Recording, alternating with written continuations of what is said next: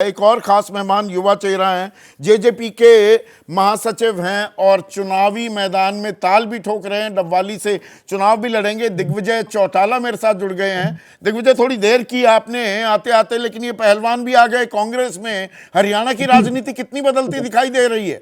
चुनावी समीकरण, विनेश और बजरंग जो राजनीति में आ गए हैं, पहलवानी के अखाड़े से राजनीति के अखाड़े में आना, क्या मायने?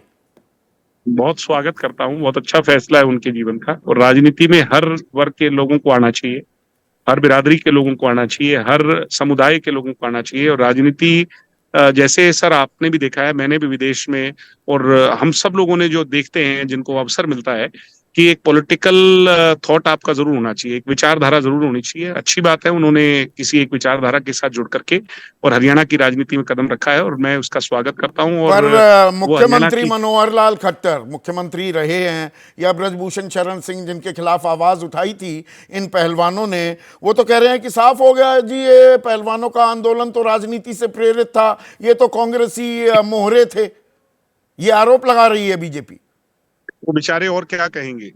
वो अब हालात ये हैं कि मनोहर लाल तो छोड़ करके दिल्ली जा चुके हैं, और बाकी जिनका नाम आप ले रहे हैं उनका हरियाणा से कोई वो नहीं है, वास्ता नहीं है।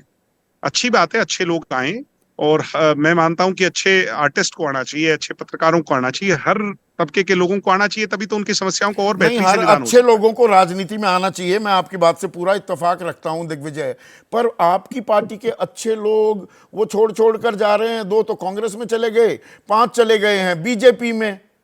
वो तो सिर्फ माँ बेटे वाली पार्टी रह गई। आप 2 बेटे हैं और माशाल्लाह बहुत हट्टे कट्टे लंबे चौड़े हैं, मजबूत कांधे हैं, पर रह गए बस आप माँ बेटे पार्टी। सर मजबूत तो 2 ही काफी होते हैं, ज्यादा की जरूरत नहीं होती। और जो लोग छोड़ करके गए हैं उनका बेचारों का हश्र क्या है आपने देख लिया। और कैसे बीजेपी में भगदड़ मची। कल तक मुख्यमंत्री नायब सैनी ये कह रहे थे दुष्यंत एक आधी सीट ले आई हो। अब मुझे बीजेपी के लिए लगता है कि हालात वो खुद के लिए कह रहे थे, नाम दुष्यंत जी का ले रहे थे, और कांग्रेस की टिकट डिक्लेयर होने दो, इससे ज्यादा भगदड़ वहां मचने वाली। पर भगदड़ तो गांव देहात में नहीं मच रही के दिग्विजय? मन तो न्यू बेरा पाटा आपने भीतर नहीं बढ़न दे रहे गामा में। और किसान आंदोलन और ये महिलाओं के सम्मान की बात, ये इसकी गूंज कितनी महसूस कर रहे हैं? मैं बैठा हूं सर, मैं हरियाणा के अंतिम छोर में बैठा हूं, और जहां मैं बैठा हूं इसके आसपास मेरे, अभी भी ये सबसे छोटा गांव है हमारे इलाके का, चकजालू, और मेरे आसपास अगर मैं कैमरा घुमा के आपको दिखाऊं तो 500 आदमी बैठे हैं। आप गांव में घुसने की बात कर रहे हो, लोग सम्मानित कर रहे हैं, और इतना उत्साह है जेजेपी एसपी गठबंधन को लेकर के कि मैं कहता हूं कि वो कहते थे मैम से हवा चलेगी, कोई कहता था कहीं से चलेगी, इस बार हवा डबवाली से चलेगी। हवा डबवाली से चलने वाली है।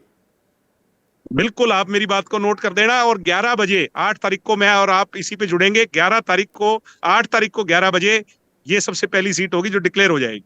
तो डबवाली से ज्यादा बड़े अंतर से दिग्विजय जीतेंगे या उचाना से दुष्यंत? इस बात का तो कंपटीशन है ही। मैंने उनको उचाना जाके कह दिया है कि भाई उचाना वालों तकड़े हो जाओ, तुम देखो, और या डबवाली वाले बताएंगे। चलिए, आज थोड़ा सा कम वक्त मिला, अभी तो पर चुनावी सरगर्मी बढ़ रही है, आगे और बातचीत करेंगे। लेकिन हरियाणा की राजनीति का अखाड़ा सज गया है, दांव पेच आजमाए जा रहे हैं।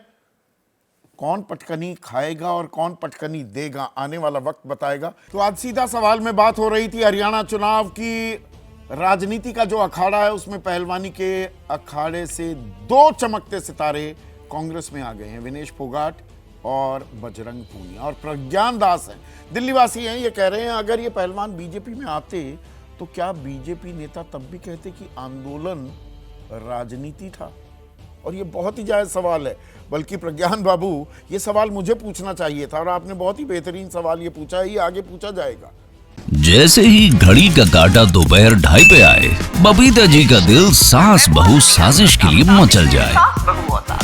और ये है इनकी बहू, पूरे दिन ऑफिस की टेंशन हो जाए गॉन जब ये करें अपना फेवरेट शो फ्री टाइम पे ऑन। इनकी तरह आप भी देखिए अपना फेवरेट शो अपने टाइम पर, और डाउनलोड कीजिए एबीपी लाइव ऐप अपने स्मार्ट टीवी पर।